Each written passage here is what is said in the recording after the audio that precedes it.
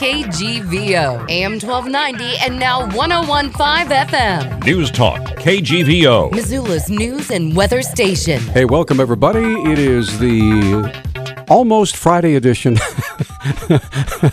I'm sorry, it's the Thursday edition of Talkback, and it's brought to you this morning by the Mustard Seed. Office solutions and services locally owned with solutions for every office. The first half hour, sponsored by Bitterroot Motors, doing it right for more than 42 years. The views and opinions expressed on Talkback are not those of the staff, management, or advertisers. How's it going, yawner? Man, I'm telling you what. That was not a yawn. That was a sigh. Was that a sigh? I can never tell.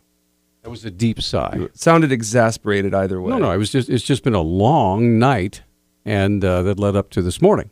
Yep. Peter was up till 9, which may not sound late to you, but since I get here at 3:30 in the morning. Yeah. 9 o'clock's pretty late for this old man right here. It's pretty late. But anyway, doing a lot of research into a story that we ran. It was our top story this hour, or pardon me, for the day, and I entitled it "The $60,000 Kiss." So anyway, so tell us about it. I mean, was it a good kiss? Well, hang on. Let me just grab the documents here. Just talk amongst yourselves for a second. Well, you know what the story is, right? What do you need to look up? Well, here's what happened. I just wanted to read you the complaint there. I'll find it. Here we go. Here we go. We got through the papers. It was a kiss that led to a $60,000 settlement with the Missoula County in a lawsuit filed by a female deputy with the county sheriff's office. Now, this occurred last year when Carl Ibsen was sheriff. Is there like a $60,000? Isn't that what McDermott? Yes. Current Sheriff McDermott and his undersheriff Jason Johnson both sued for political discrimination, if you remember, when Sheriff Ibsen was in office, and Mr. McDermott declared, he was a detective then, that he was going to run, and Jason Johnson, at the time that was a public information officer, they both either were demoted or somehow were harmed by what current Sheriff Ibsen did, and there was a decision that came down through the Human Rights Bureau that awarded each of them $60,000 for what was termed political discrimination. Now, so that's like the bar. Yeah, $60,000 is the. I guess so. And from what I understand, just reading the document, the amended complaint from Ms. Burkett was that she and a co-worker were both off duty and shared a kiss. And evidently there was some inappropriate, according to her, some inappropriate actions by her superiors, demanding too much information about that, what she considered to be a private matter between two consenting adults, and a lot of humiliation. And the kiss was performed off duty. Yes, it was off duty. Anyway, so the award was $60,000, and in addition to that, there will be training, sensitivity training, if you don't mind me sharing these comments from Sheriff McDermott. Now, I will tell you this. When I visited with John Kutzman, who is the attorney for Ms. Burkett, he was very careful to tell me that he really believed that Sheriff McDermott is, and these were his words, a good-hearted man, and will do everything he can to remedy the situation there at the Missoula County Sheriff's Office. So here is what Sheriff McDermott told me last night when I asked him about this settlement. This settlement corrects some problems that occurred last year. I think it's a good settlement, and part of the settlement is some training in the area of discrimination and right to privacy of employees. And then she said the department has contacted some high-profile sources in order to get that training. The National Coalition Building Institute has been mentioned, as well as some former Supreme Court justices that are experts or have the ability to bring in experts in these topics to provide training to the members of our agency. And according to Sheriff McDermott, he's very glad that this training is going on. He said it's been necessary. There were some problems previously in the Sheriff's Department, working hard to get those fixed. So there you go. I hope that they have to watch video of people kissing and not talk about it. Like, that's the goal. How long can you go without talking about it? I do not know. All I know is it has to be a terribly uncomfortable thing. Peter, come here real quick. To get out of here. To have to go through that kind of humiliation at your workplace when nobody's business. So anyway. Yeah, no, it would be very frustrating, I would think. So anyway. Having people talk behind your back doesn't make a lot of sense. Now, if I don't know if it makes $60,000 worth of upset. If you remember, there was something else that happened, and we don't know. See, here's the problem. When you look back at what happened, remember at Sentinel High School last year, with the teachers, with the administrator and the teacher. Yeah. And all they would say is that they had some inappropriate behavior. Well. The problem is when you don't say what the inappropriate behavior is, that's when social media takes off and says, wow, what were they doing? Oh, my gosh. But it could have been as innocent as a kiss in the hallway. It could have been anything. But we'll never know because they are supposedly bound by these regulations where they can't tell us. I heard they were cutting the tags off of mattresses. It could be it too. But anyway, these kind of things happen in workplaces, and used to be in years past. It wasn't any big deal. Don't worry about it. But now, I've heard of things in this workplace. But now everything is actionable somehow. So anyway. And of course, I am still upset that people are stealing my Cheetos and my Chips Ahoy. Who steals your Cheetos? Every now. Well, let me tell you one actual fact. I put a Kit Kat bar in the freezer the other day because I like them cold. Yeah. All right. I went back in there the next day. It was gone. Somebody had pilfered my Kit Kat. Somebody had copped my Kit Kat, and it was gone. This is not false rage, people. And I want can see remedy. It in his eyes I want remedy. I want my Kit Kat back. Well, no, I don't want that Kit Kat back, if you know what I mean. But I want it replaced. I think you're suffering $60,000 worth of abuse right here. We should settle this in court, perhaps. I think what I'm doing is I'm causing $60,000 of consternation to our wonderful, kind, and patient listeners. So, anyway, it's a funny world we live in now. You can't say anything or do anything or write anything that doesn't make somebody angry or offend someone somehow. And I don't know. Well, I'll tell you what I'm offended by. Okay. And it's nature. Something very, very frightening. What? They've been studying white-tailed deer. Yes. And you will not believe what these little beasties are eating. And, up at my place, they run around. They have, covens that meet in my backyard for ceremonies. I'm sure they're sacrificing. Are they dancing around the fire with little costumes on and stuff? Well, my kids, every once in a while, do run in frightened when a pack of bucks runs through the yard. This is where we're playing soccer. It's a gang. Anyway, get this. This is I'll read this. This is by Esther Inglis Arkell. Field cameras catch deer eating birds. Wait, why do deer eat birds? What? Deer aren't the slim, graceful vegans we once thought they were. Scientists using field cameras have caught deer preying on nesting songbirds, and it's not just deer. Herbivores all over the world may be supplementing their diets. When researchers in North Dakota set up nest cams over the nests of songbirds, they expected to see a lot of nestlings and eggs get taken by ground squirrels, foxes, and badgers. Squirrels hit 13 nests, but other meat eaters made a poor showing. Foxes and weasels only took one nest each. Know what fearsome animal outdid all those others? Two sleek, resourceful predators, white-tailed deer. Wow. These supposed herbivores placidly ate living nestlings right out of their nests. And if you're thinking that it must be a mistake that the deer were just chewing their way up through the vegetation and happened to get a mouthful of bird, think again. Up in Canada, a group of ornithologists were studying adult birds. In order to examine them closely, the researchers used mist nets. These nets, usually draped between trees, are designed to trap birds or bats gently so they can be collected and studied and then released. When a herd of deer came by, the deer walked up to each struggling bird and ate them alive right out of their nests. Wow.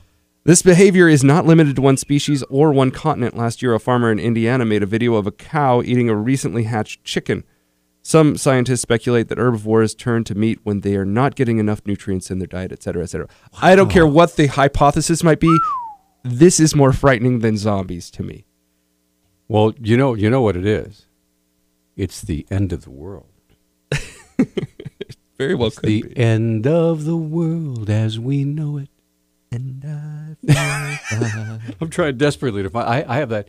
I have it here somewhere, but I can't find it. Well, anyway, we can segue in with it. Yes, we got to go to a break. Anyway. See, we are overdue for a break. If you have a comment, by the way, if you are a deer watcher or a bird watcher, Have you ever seen this phenomenon of deer walking up and eating a bird? And if they can catch a bird, what can't they catch? Yes, I know. Are your children safe? We'll be right back. 2015 is here. What's on your New Year's resolution list? Get in shape? Get more sleep? How about this? Get behind the wheel of a new Honda. Start your... You want to go on with us, Matt?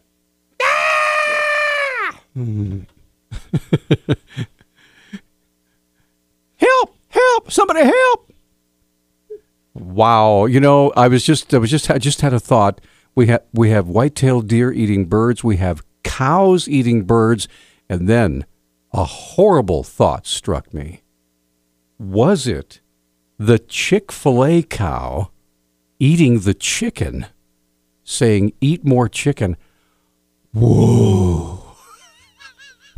What a mind wipe. We have uncovered, ladies and gentlemen, perhaps one of the most brutal, horrible conspiracies of our time. Good morning, Matt. Yeah, I just read something on the internet where brain-eating zombies had invaded Washington, D.C., but they promptly starved to death. Yeah.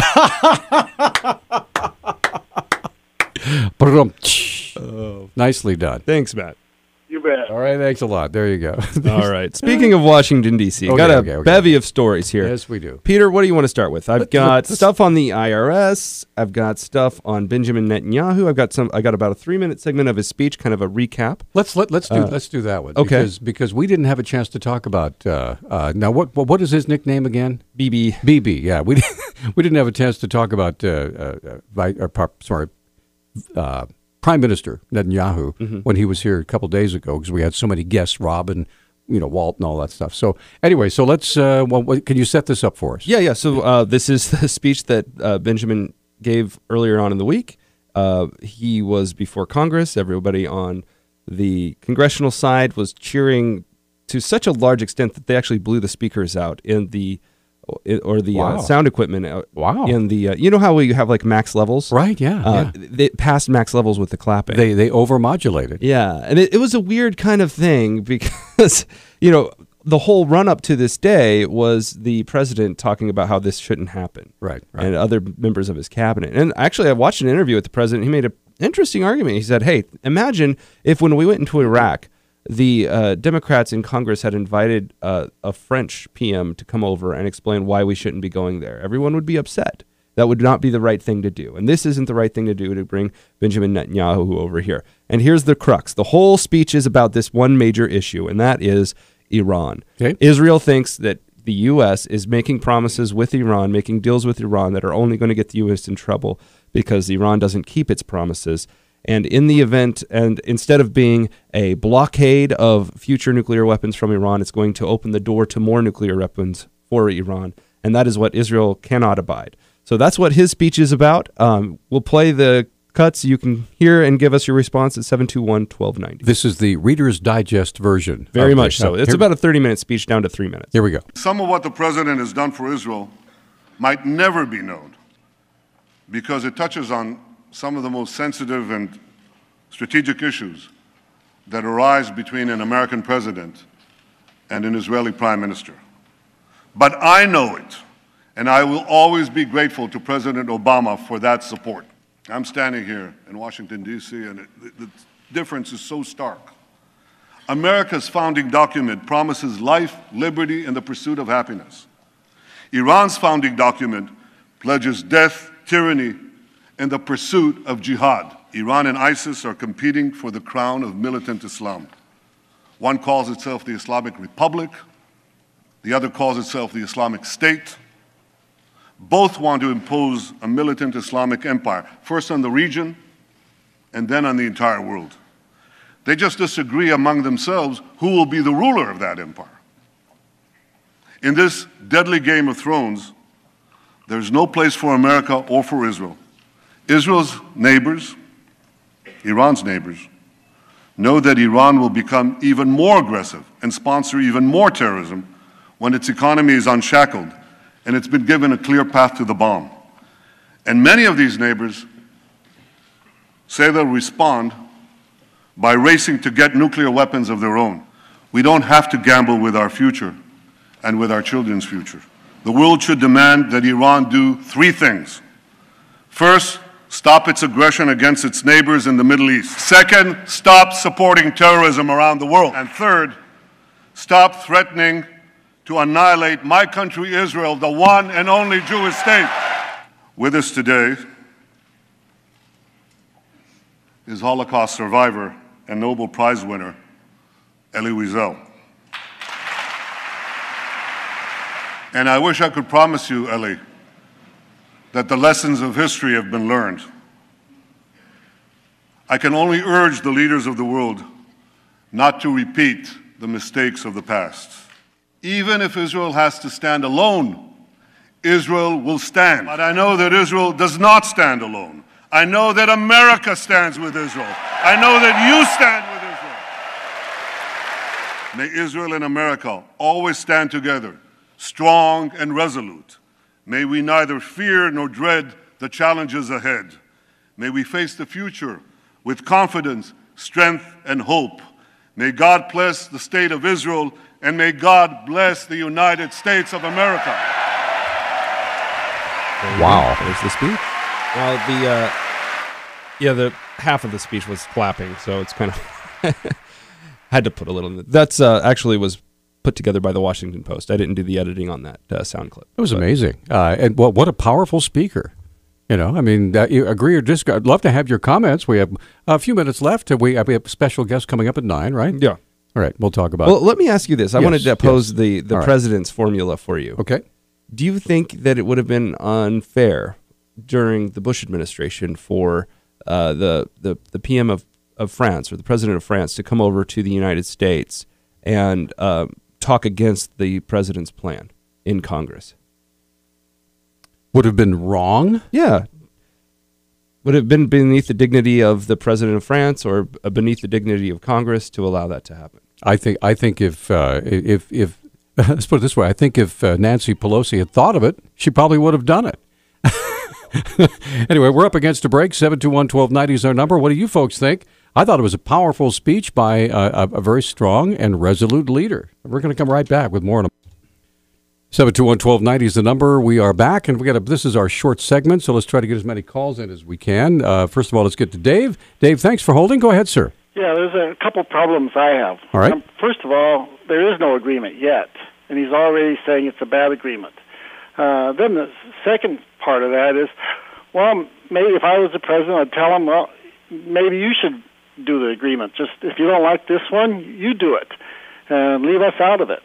Well, I think that he has a pretty good case for going against the agreement. First of all, there is a lot of knowns about what the agreement curtails. But even more than that, there's a lot of knowns about how Iran behaves when it makes a promise. Yeah. And we know it's an untrustworthy entity. Sure, we know that. We've dealt with the Russians, too. We've signed agreements with Stalin. We've signed agreements with Khrushchev when he wants to destroy America. We had to do that because they had the bomb. Right. Here we're dealing with a state that doesn't. And if we give them a bomb, that only gives them more leverage.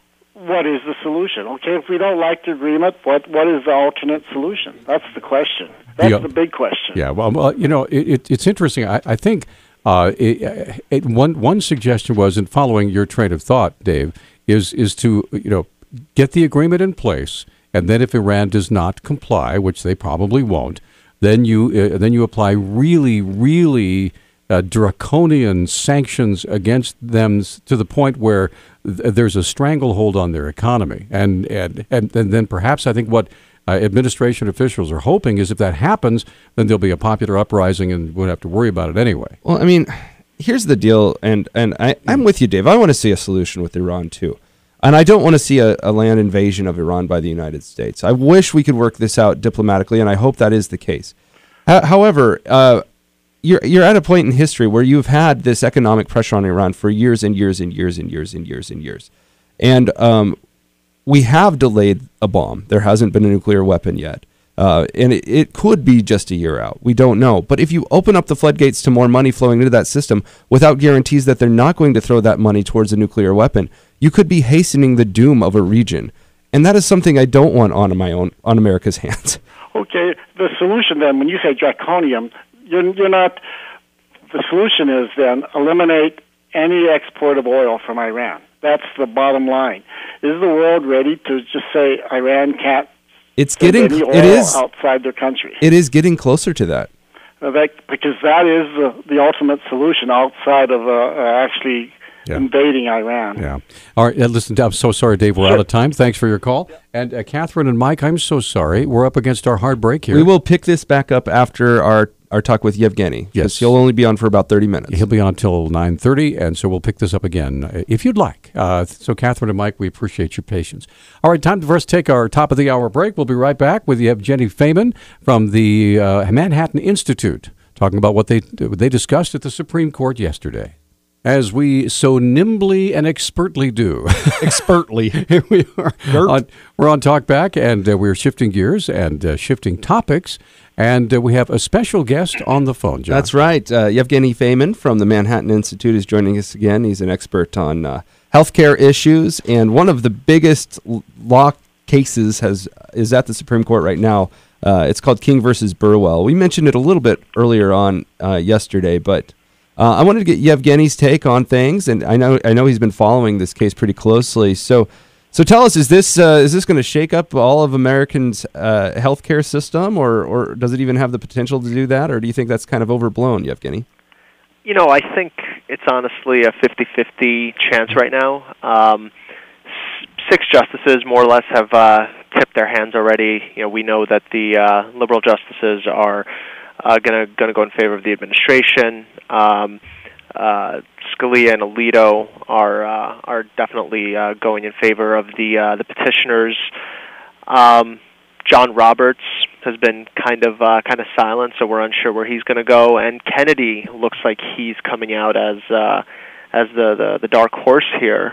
He's asked some pretty serious questions of both the petitioners and the administration. So, some people are trying to forecast which way this is going to go. Honestly, it could play out either way. So, when you say, so is Kennedy the one that we don't know, or Roberts? Because I heard Roberts didn't ask anything except one question at the very end. Yeah, Roberts was very, very quiet. He played his hands very, very, very, very close to his chest. But with Kennedy, he pushed very hard, both on the administration and on the challengers. So, although he was very vocal, I don't think anyone really knows which way his vote's going to go.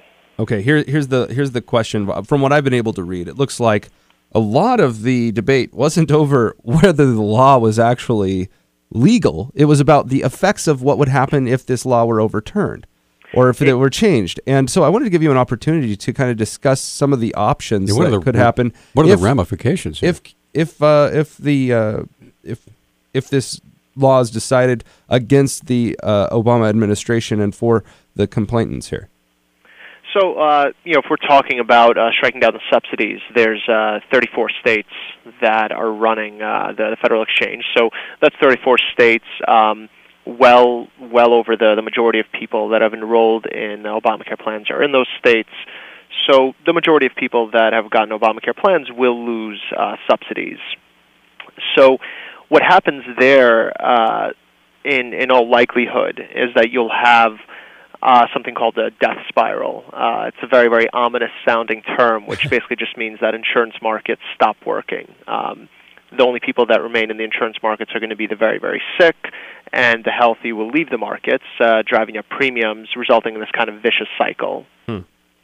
Now, the interesting thing, because in the context of the ACA, if your income is too low, or if premiums are too high relative to your income, you don't have to abide by the individual mandate. You can buy plans that aren't considered legal under the ACA. You don't have to pay a penalty if you buy those plans. So, there's a potential for a death spiral, but there's also potential for this almost kind of black market in health insurance that functions separately from all the other states. My best guess is that's what we'd see happen. We'd see people start buying up insurance that isn't legal right now, that they'd have to pay a penalty if they were carrying, because you'd have a lot of potential purchasers for those policies now, since they'd no longer be required under the mandate to buy the insurance that Obamacare mandates. Now, Yevgeniy, what I hear you saying is that if the Supreme Court rules in favor of the complainants and these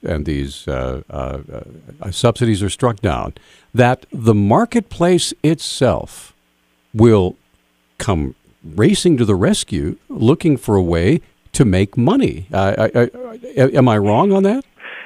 More or less. I still think that it would be far from a perfect outcome if you just leave things as they are, mainly because you'd have something of a return to the status quo before Obamacare, which I don't think is desirable. We had a very, very bad status quo, especially for the individual market. So you'd see some of that return.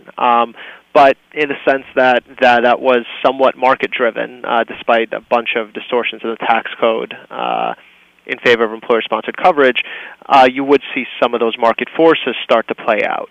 It sounded to me like, from what I read, Justice Scalia was making the case that, if this happens, then the Congress could fix the law, could change it. Do you think that there's any chance that this Congress could do that? Yeah, nope. No. I mean, I in a word, but yeah. There's no chance. At least not without a lot of compromise, both on the parts of the GOP and Democrats and the president. And when funding the Department of Homeland Security is a major issue, and we got to the brink of almost having DHS shut down, I really don't think that you'd be able to find that kind of bipartisanship here, of all places. Now, we're up against a break, Yevgeniy. I want to ask you a question, and you can chew on this through the break. Does it look to you, from your perspective there in the Manhattan Institute, and this is what you study this all day long, does it look to you like President Obama, when it comes to this legislation, has led a charmed life? And because it just seems like everything he wants comes to pass, no matter what. And it might happen with the Supreme Court here as well. We're going to take a little break. If you have questions or comments, we have two lines open, 721-1290. We'll be right back. And we're back on Talkback. 721-1290 is our number. Yevegeniy Feyman joining us from the Manhattan Institute, and we're talking about the arguments before the Supreme Court yesterday regarding the case that involves subsidies, state versus federal subsidies. Apparently, if you look at the law, it's evidently illegal. Passed anyway, it could be unconstitutional. So I guess my question, Yevgeniy, was, has the president so far lived a pretty charmed life with this bill? Yeah, I think there's been a lot of interesting interpretations of what executive authority means and how far that executive authority can be stretched.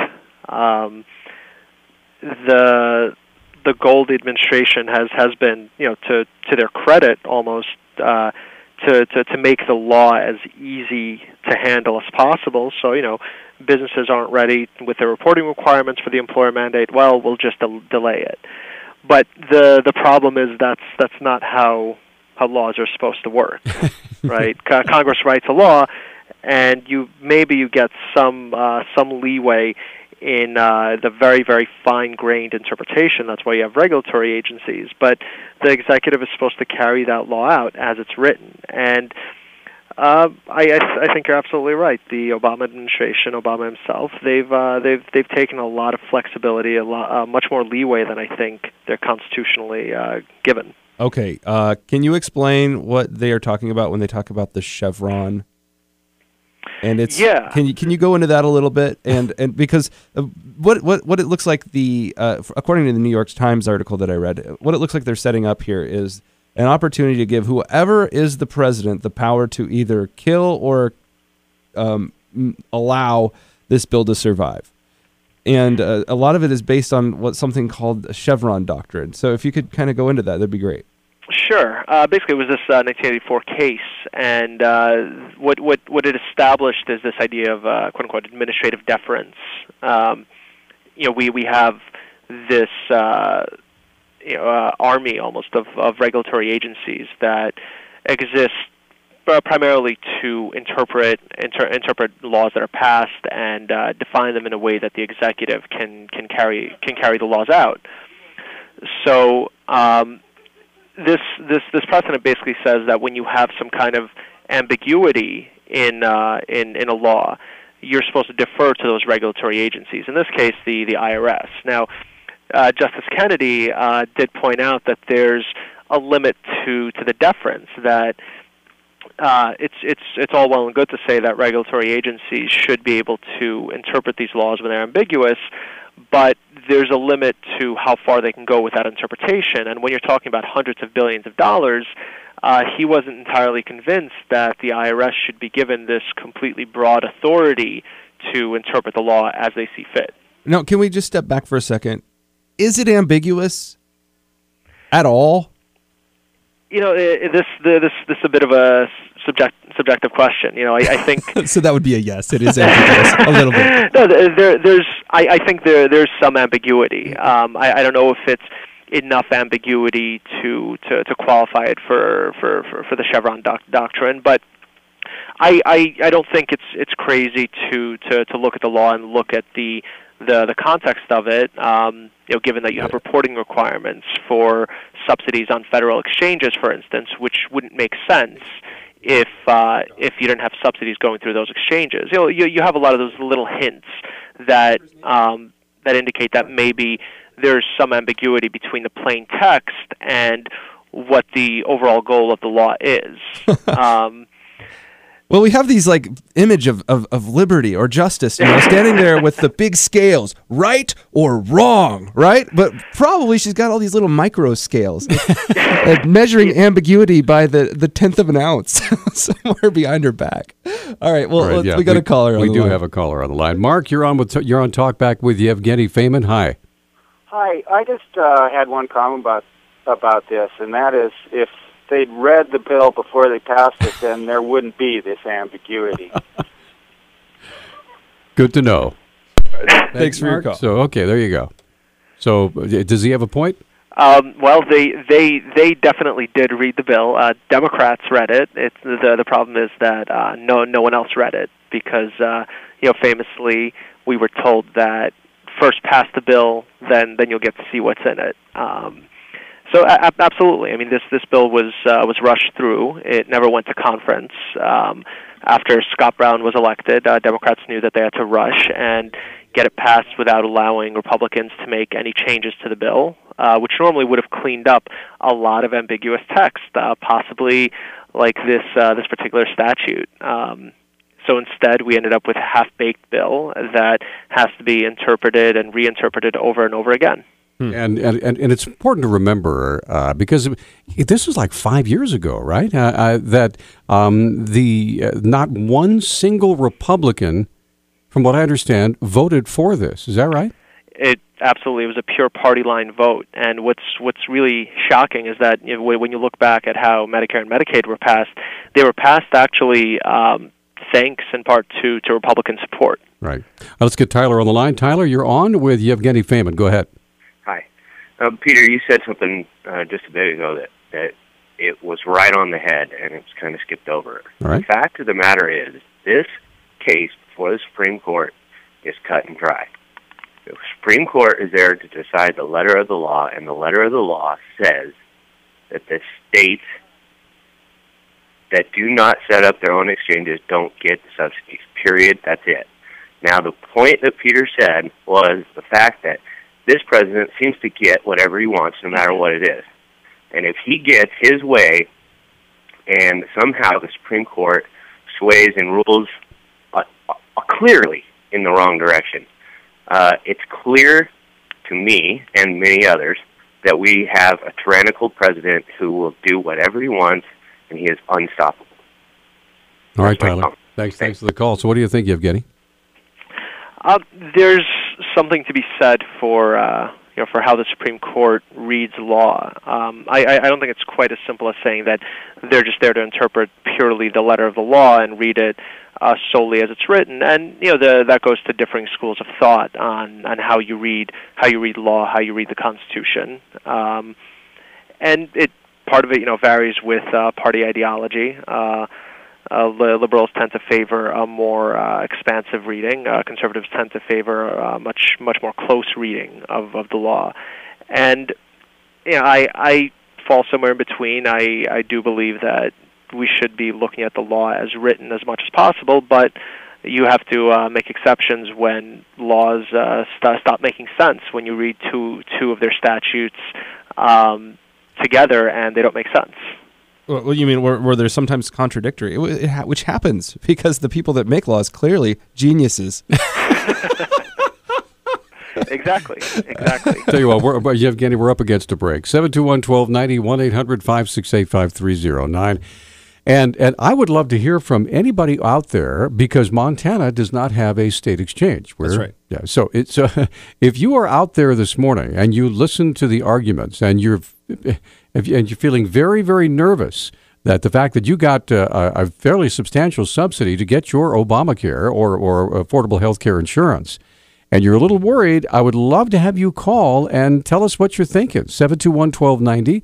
1-800-568-5309, especially if you wouldn't mind sharing with us what your actual cost of insurance would have been without that subsidy. Ooh, do they know that? Well, yeah, because you find out, then you get the subsidy, and then you feel so much better. I know that because we get screwed and don't get a subsidy. But we're going to come right back. 721-1290 is our number. Stay with us. Hey, we're back on Talkback. 721-1290 is the number, and John King's over there. I'm Peter Christian. Yevegeniy Feyman joining us from the Manhattan Institute. Now, you just gave us some interesting numbers off air, and that was the average subsidy that Americans have received, the 11 million who have signed up. Okay? Right, this is what is under threat, I guess you could say. Yeah. If the decision goes one way, you might not have a subsidy anymore in the state of Montana or in the other 35 states that don't have a state or a state-run exchange. So what is the average amount of the subsidy, if you could, Yevgeniy? So, just to, as a caveat, this is only for states with a federal exchange, okay. which is the relevant thing to be looking at here. Right. It's $268 a month on average for people who get subsidies. And the net premium after that subsidy that people are paying out of pocket is $105 per month. So we're looking at almost $400 a month if they didn't get the subsidy. Exactly. And it varies a lot by state. New Jersey, the total is about $480. Some places it's lower. Kansas is $307, and other places, Alaska, it's $652. So basically what happens is you're going to have a bunch of people that will much rather pay the yearly fee for avoiding having insurance than pay $400 or $600 for health insurance. Well, here's the thing. They won't even have to pay that fee because you're exempt from the mandate. You're exempt from that fee if the cost of the insurance plan is greater than a certain percentage of your income. And for a lot of people, for most people on the exchange, they would immediately become exempt from paying that fee. Wow. We have callers on the line. Let's get to them. Jane, you're on with Yevegeniy Feyman. Go ahead. Hi. I've got a case study for here in Montana, and I thought I'd share the numbers with your listeners. I'm the guardian of a mentally disabled man, and his parents, before they passed, set up an annuity for him, so he has a monthly income that takes care of him, which disqualifies him for any of the government assistance. Yeah, the subsidies, right. Right. No, I'm talking about Medicaid or SSI or any of those programs. Gotcha. So he's completely self-sufficient in terms of his finances.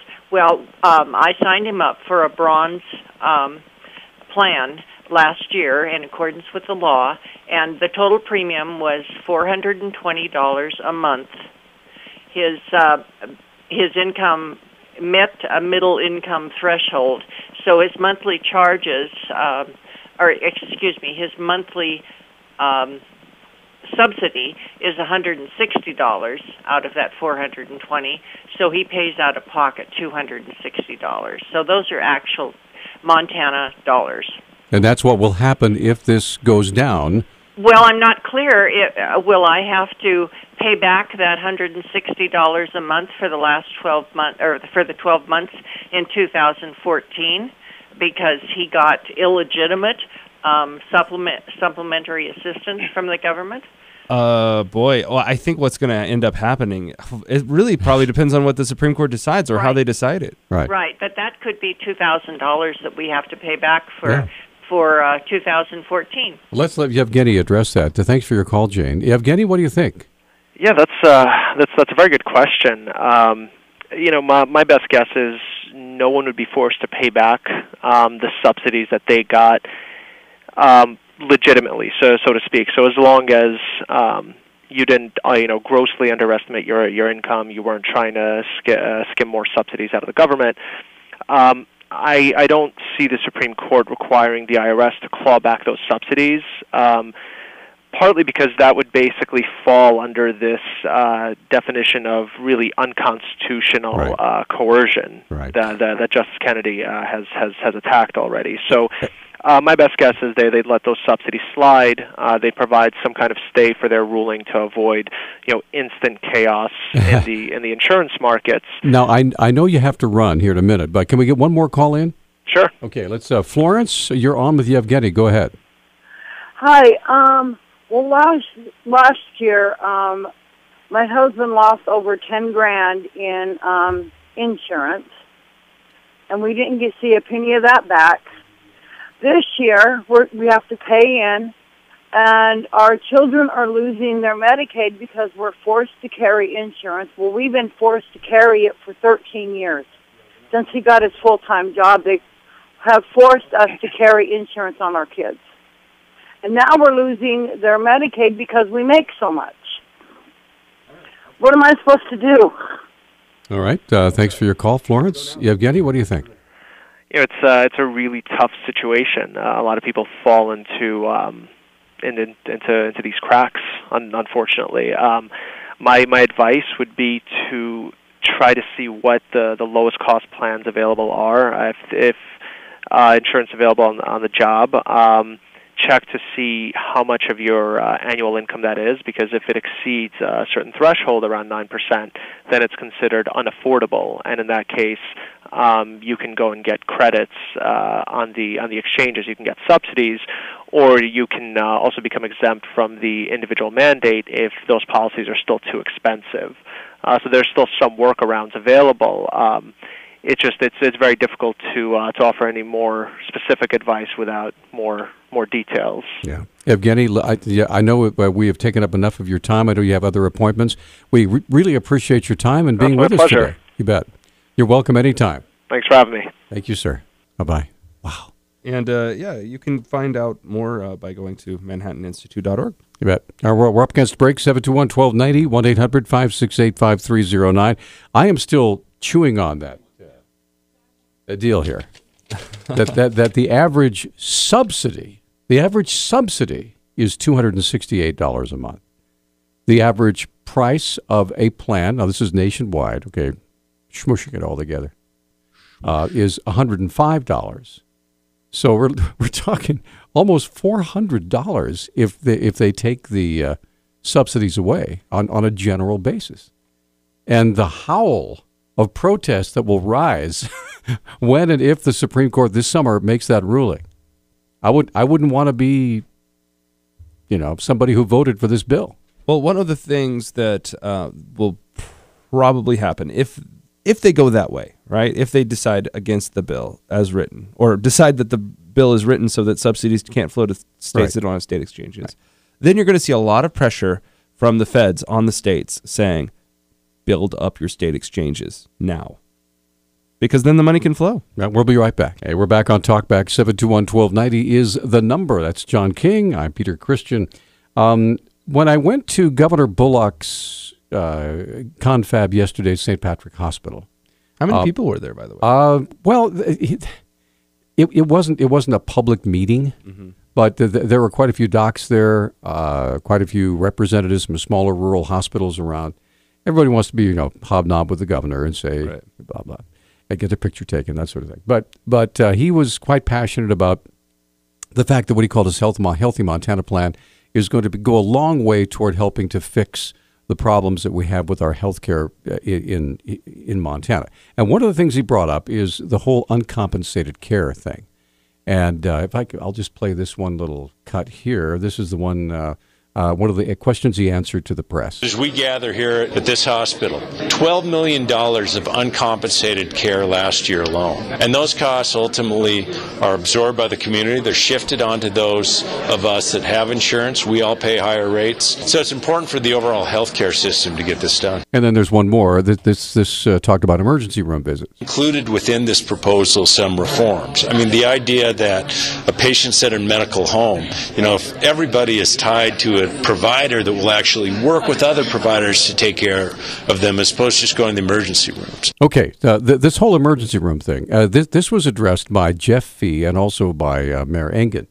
One of the things they said, Jeff Fee, of course, he's the CEO of St. Patrick Hospital. He said they've been looking at this very closely. $12 million in uncompensated care is what St. Pat's put out just alone last year, okay?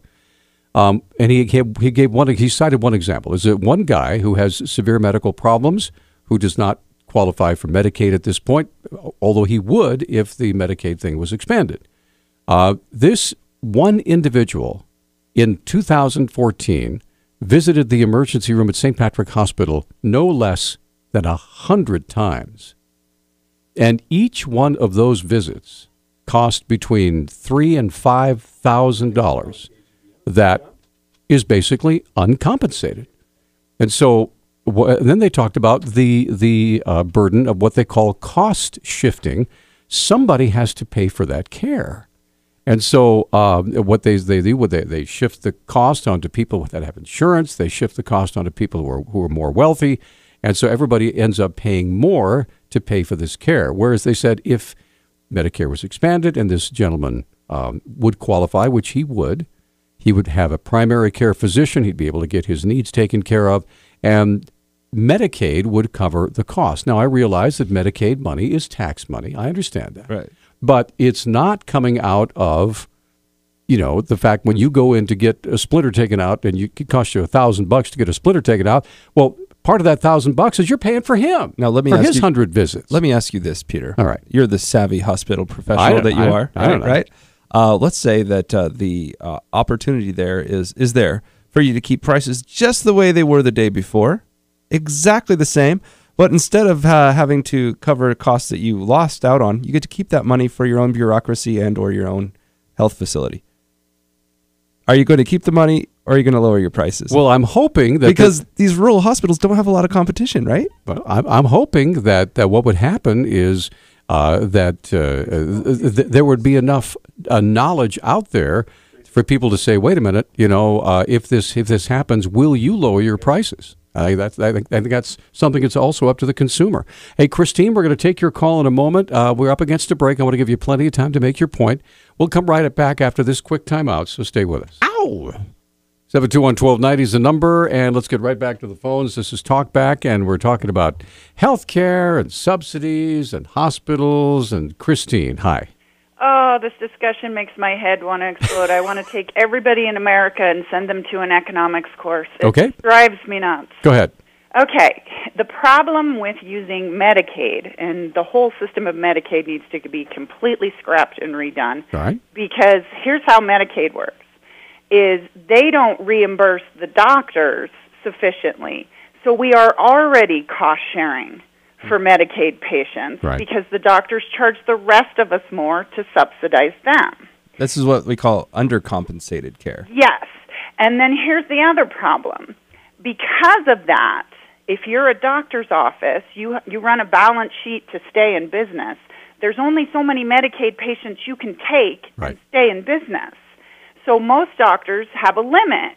So if we add more people to Medicaid, they're not going to be able to get a doctor because there are only so many doctors that will take so many Medicaid patients. Allow me to ask you a quick question, Christine. Mm-hmm. Let's say that somehow the president had this magical power to wave his presidential magic wand and say, every state is going to use the maximum amount of Medicaid that we're making available, and not only that, I'm also waving my magic executive wand to force every doctor and hospital to accept every Medicaid patient that walks in the door. Then all the doctors would close up shop. Either that, or it would be so expensive for the rest of us to go to the doctor. I'm just throwing that out there. Raise their prices to compensate for Right. that nobody that pays for it themselves would be able to afford it at all. To give you everybody a quick example, we had a call. I'm sorry, I got a bunch of notes here from people that want to call in and not go on air, and it really makes it difficult because I got like 3 or 4 of these now. It's kind of a talk show. Some of them are like a paragraph long too. Yeah. Anyway, I think it was Terry that called in. He said that he had a family member that had Medicare. And Medicaid or Medicare? I believe it was Medicare that this individual was Medicare. on. And he was just giving me an example of undercompensated care. He said like the procedure was $167. Medicare paid like $35. Wow. Yeah. Wow. Well, and then here's where it gets worse, is now you have insurance because you're on Medicaid. So most people who are uninsured will stop before they go to an emergency room and go, I can't get in to see a doctor. Well, maybe do I really need to, maybe there's a clinic down the road I can go to and pay cash, But if you have Medicaid, you're more likely to abuse the emergency room because it doesn't cost you anything. Well, it doesn't cost you anything anyway. If you go to an emergency room and you don't have any money, they cannot charge you. I know, but most people will stop themselves and they'll say, Sure. it's just Okay. a hangnail. Gotcha. Maybe I can go to NowCare and Right. you know what I'm saying? They'll, sure. Because And also they're afraid to go bankrupt Right. and have their assets attached. But people who are covered by Medicaid don't have that pause. They're like, well, I got Medicaid, I'll just go to the emergency room. And so the states that have done the Medicaid expansion are actually seeing more emergency room abuse than the states that Now, haven't. is that something that you can justify by can you prove that? Yeah, there's articles after articles about Okay. it. You just have Okay. to Google it. Okay. All right, the New good. York Times even did one. All right, cool. Well, Christine, we got to run along. Thank you. Okay. Appreciate your call. Dave, thanks for holding. Go ahead. Yes, I'm no fan of Obamacare, but I've been reading a little bit about the Republican alternate plan, which they may have to really push. And one article in the Wall Street Journal they've talked about is off-ramp for Obamacare. And in it, they say in one sentence, I'll read to you. Okay. We would also force insurance companies to compete for your business rather than force Americans to compete. Let's see how I switch here. Okay, but anyway, insurance companies are businesses. Right. Okay, forcing them to compete? Not really. They have their actuary tables. They have the profit levels they have to maintain. They will not take on clients that they feel will lose money for them. They're in business. Well, you're right. And we don't want them to take on clients that would lose money for them. I mean, most of the Republican plans that I have seen have a separate tier, a separate one. And that's the key thing. Because in the president's plan, everybody is in the same group, whether you're healthy or not healthy, whether you can cover it or not. Yeah, it's called a pool. And you have everybody in this giant pool working together to cover each other's bases. In the rest of the Republican plans, you have healthy people on a competitive economic tier that's meant to survive fiscally, and you have the unhealthy people that are supported by the rest of the public because they either can't get insurance because no one will take them, or they have pre-existing conditions that no one will cover, or they are too poor to cover for their own butts. That's still public. So it's still subsidizing it. It is, but you see the difference is that you're not subsidizing the entire freaking country. You're only subsidizing the people that need the subsidies. Well, let's put it this way. Any person at any moment in time, perfectly healthy, can become unhealthy and a hazard to the society in general. True. And that's why you get the insurance while you're healthy. But the minute the insurance companies see that you're not healthy anymore, they can drop you. That's true. And then you would go, in the Republican system, then you would go to the government plan. Hey, Dave, we got to run. We got lots of folks who want to get on. We appreciate your call. Let's hurry up real quick and take a quick call from Mike. Mike, go ahead, sir. Yeah, every time I hear this, it costs you, $12,000 to go to the emergency room or whatever fantastic number they give you. Okay, and this is just plain BS, and everybody that listens to this radio should know it, because if nobody goes to that emergency room, are they losing all that money because they still have the same staff, the same everything? Who's paying their wages if nobody shows up? And I'll guarantee you, if I was to go in there, say at midnight tonight, and say I want an X-ray of my leg, they will bill me $12,000 for what a vet will do for like $20. So now, come on, this is nonsense. Now you want, but now, they are padding the bill big time to get a point across, and they're flat out lying because somebody is already paying that. So it shouldn't jump, because when they hit me for $1,000 to stand in a room for a half hour with nobody there, you mean to tell me they were losing over $2,000 an hour when nobody was in the room at the same time? You're right, they inflate prices. Real quick, Mike. Thanks, Mike. A lot of nurses do work on call. They don't come to work unless they get called. Right. So we're going to take a break. Catherine and Eric, and we have one line open, love talking about health care because nobody agrees. 721, because it's so personal. And it's so much money. It is the most personal type of business there is in the marketplace. $60,000 kisses. Yeah. That's personal. We're coming right back. Hey, it's Talk Back, and we're rapidly running out of time. We have all three lines humming this morning, talking about healthcare. John King, Peter Christian, and Catherine. Go.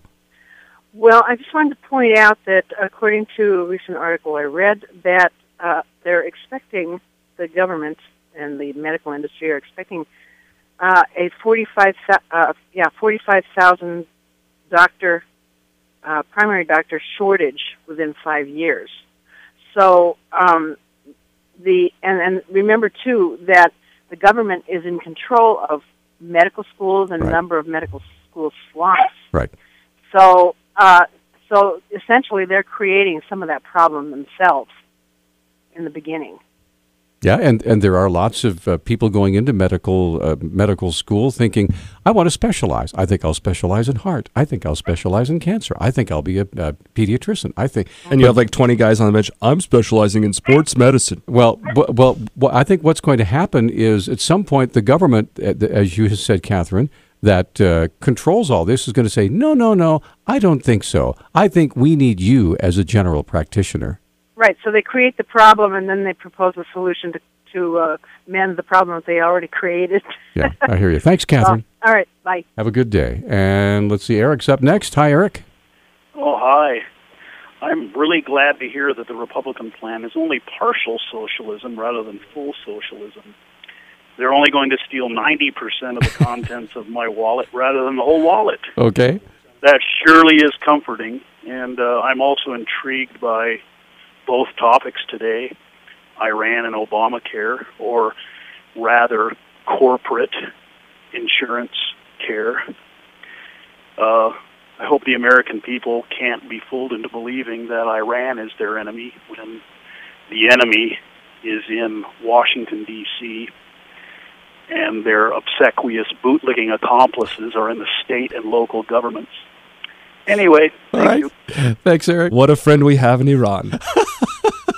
You had a Facebook comment. Actually, yeah, USA Today article sent in by Christine talking about what you were talking about earlier. This is reading from it. It wasn't supposed to work this way, but since the Affordable Care Act took effect in January, Norton Hospital has seen its packed emergency room become even more crowded with about 100 more patients per month. That 12% spike in the number of patients, many of whom aren't actually facing true emergencies, is spurring the Louisville hospital to convert a waiting room into more exam rooms. Anyway, this is her case for the example that she made earlier. Let's get Emmett on the line. Emmett, good morning. Hi. Oh, thanks. Sorry I tuned in late, but, there's a couple of things, a comment but a question. There's this big thing about the subsidies, and if we drop the subsidies, the Supreme Court rules against the subsidies, all of Obamacare falls like a house of cards. Well, they call it a death spiral. Well, I don't know if it all falls like a house of cards. What happens is that you don't have subsidies going to states that didn't set up their own exchanges. Everything else in the law stays the same. Yeah, that's what I'm worried about. You wouldn't have subsidies, so the people that still couldn't afford this Obamacare that is being forced on them to get insurance would really not be able to afford their insurance, and they would either have to pay a fine or go to jail. So the law still is in place. I'd almost rather see the subsidies so people at least could afford this horrible law. Well, there's a real easy fix. If you read the law as it was written, which, frankly, from what I've been able to tell, is that the subsidies don't flow to states that don't set up exchanges. This was supposed to be the stick, people. The government was threatening all the states to come up with their own state exchanges, but the state says, nah, we don't want to spend money on that. We want you to spend money on it because we're too lazy to do it, or we don't like it, or we hate it, whatever it happens to be. So the states say no to the government. The government steps in and says, well, you have to, or the plan won't work, so we will do it for you. That was never part of the plan. They thought the states would take the money and run. The states didn't. About 36 of them didn't. Right. And so what happens now is you have the states saying, nah, and the law says, oh, crap, we didn't get it written right. And now the Supreme Court has to decide who's right. Here's the easy solution, though. If the Supreme Court knows how to read and they say, oh, actually, it was written this way, that the money wasn't supposed to flow to states that didn't set up their own exchanges, then guess what? The states will have extra pressure to set up their own exchanges or come up with a solution that's different than the Affordable Care Act, both of which make a lot more sense. I kind of like the whole legal terms of na and holy crap. Those are pretty good. I like those. So, Tom, you're on Talkback. We have about a minute and a half. Go ahead. All right, great. So I believe this whole thing is a big setup for a single-payer system. I don't think they ever intended this thing to work. Wow. And that's really what it's all boiling down to. And that's my point on that. Here, but I got a cool little story to tell you. Go for it. I was at a local cobbler in Missoula, downtown Missoula, and I'm standing there, and there's a guy ahead of me, and I hear him talking to the cobbler. I'm like, that's Mike from KGVO. Sure enough, it was. He's a celebrity. How did you fish that one? Like, anyone like trapping? Anyone? Yeah. Anybody want to hand out an NRA membership? Anybody here? Yeah. Mike's a great guy. I should have asked for an autograph, but I did. Well, I did tell him. I said, "You're Mike, aren't you?" And he was like, "Yep." I was like, I said, I listen to that show all the time. I said, you're a celebrity. There you go. We love Mike. He's a great guy. He helped me deal with a raccoon problem not too long ago. So that trapping skill is handy, let me tell you. All right. Hey, Tom, thanks for the call, man. Thanks. Appreciate it. Wow, an autograph from Mike. Wow. Worth a lot of money, especially if it's on the back of a raccoon skin or something. I don't know. So, I'm sorry, pelt. It's a pelt. My apologies. All right, so what's coming up tomorrow on the Fabulous Radio program? I don't know. Some producer you are. More na. I left it open phones, old school. Go Friday, Mondays, open phones. So I like it. We'll see. I can't imagine. Well, we've got to remember tomorrow as well. It's the kickoff or the cast-off. It's the cast-off of Catching the Big Ones. Oh, my goodness. Live from Paradise Falls from 8 to 9 tomorrow. So we'll only have an hour to hopefully go. They talk about and holy crap. Bird eating deer.